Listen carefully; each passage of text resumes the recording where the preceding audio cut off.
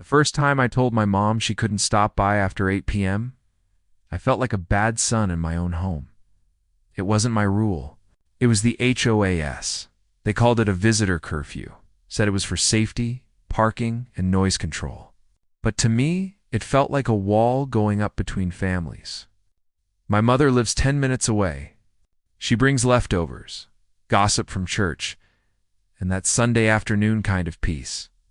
And now, because a handful of board members didn't like porch lights or goodnight hugs, my mom was against regulation. That night, I sat on my front steps with a mug of coffee I didn't even want. The flags hung still.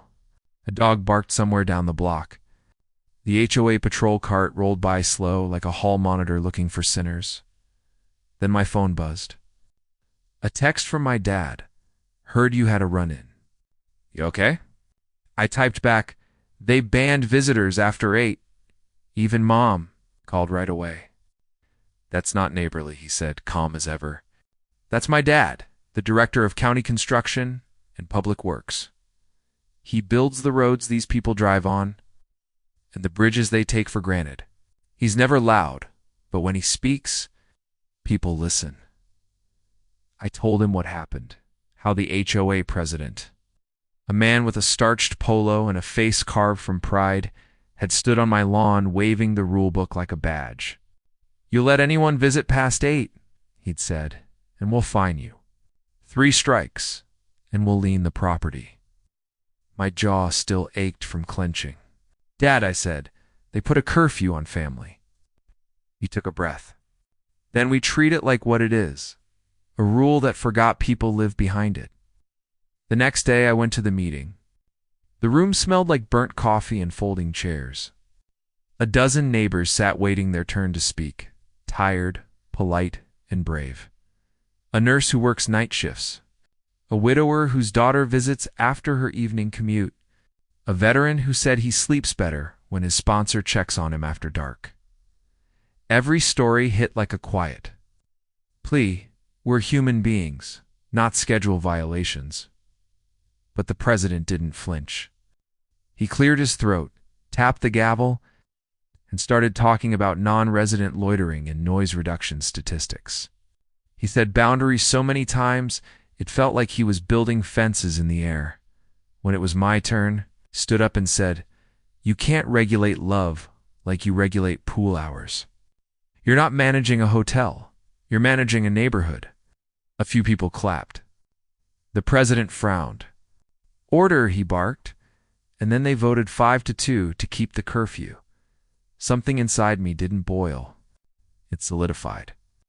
This wasn't going to end with speeches. That night, I called my dad. Time to go by the book, he said. Our book? Turns out the HOA had 3 big capital projects coming up. A lake retaining wall, clubhouse expansion, and a street resurfacing job. Every one of those needed permits. Every one of those passed through my father's. Department Dad didn't swing a hammer. He just read. Closely, he found missing soil compaction tests, outdated drainage reports, sloppy contractor accountability lines, all legitimate safety issues, all overlooked by a board that thought rules only applied one way. A week later, residents got an upbeat email from the president. Construction begins soon. 2 days after that, a county notice went out. Permits on hold pending compliance with safety requirements. The hum of the neighborhood changed overnight. Contractors idled. Projects froze. The board went into emergency huddles.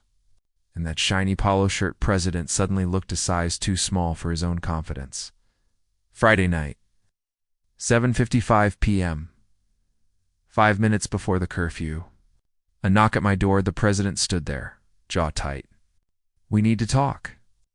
I've always been ready, I said. He accused the county of overreach. He used words like politics and revenge. I let him finish, then said calmly, if your projects meet the code, they'll move forward. If they don't, they won't. That's not revenge. That's safety. He glared at my porch light. You did this because you didn't like a rule. No, I said. We did this because you forgot who you were serving. Neighbors, not numbers. He left with a threat. This isn't over. He was right again. It's sent single quotes. The next week, I got a citation for unauthorized porch gathering. My sister had dropped off soup. 6 minutes on the porch. I framed that ticket in plastic, taped it right beside the HOA warning, snapped a picture, and emailed it to the entire community.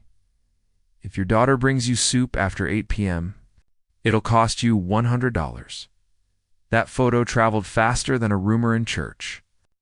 Neighbors started sharing their own tickets. A grandpa fined for reading bedtime stories on the porch swing. A mom warned for a late Bible study. A teenager written up for walking home at 8:12, when folks realize they're not alone. They stop whispering.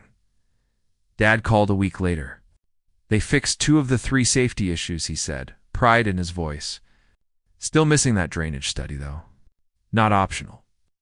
The HOA blamed administrative delays and scheduled another meeting. This time, the room was packed wall to wall.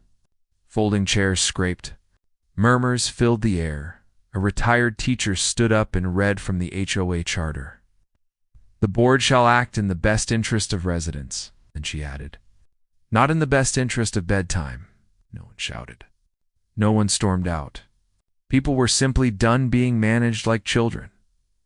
When my turn came, I brought my mom. She wore her church cardigan and held my arm. I'm not the county, I said. I'm just a homeowner who mows his lawn, pays his dues, and grills on Saturdays. We're not the problem, we're the purpose. The board left for a closed session. 30 minutes later, they returned. The president's voice was smaller now, effective immediately. The visitor curfew is suspended pending community vote. All recent fines will be rescinded. For a moment, no one moved. Then the room exhaled. Hands clapped shoulders. My mom squeezed mine. For the first time in weeks, I could breathe again. 2 weeks later, the repeal passed with 81% of the neighborhood's vote. The president resigned quietly. A new chair was appointed, someone who listened more than he spoke. Dad's department cleared the projects once every safety box was checked. The equipment rolled again, this time on solid ground. One night, long after curfew hours no longer existed, Dad showed up with a paper bag. Your mom made peach cobbler, he said. We ate straight from the pan on the porch. The lake shimmered black under the stars. The air felt still, honest. Sometimes justice isn't loud. It's steady. It's paperwork done right. It's neighbors remembering each other's names. I still keep that old ticket in my desk drawer, not as a trophy, but as a reminder. You can't manage a neighborhood through fear. You build one through trust. The lake was calm again, and for the first time in a long time, so was I. Sometimes standing up for what's right means standing alone until others find the courage to join you. Have you ever faced an HOA like this? Share your story in the comments. I read every one. If you believe some fights are worth having, hit subscribe, and let's stand up together.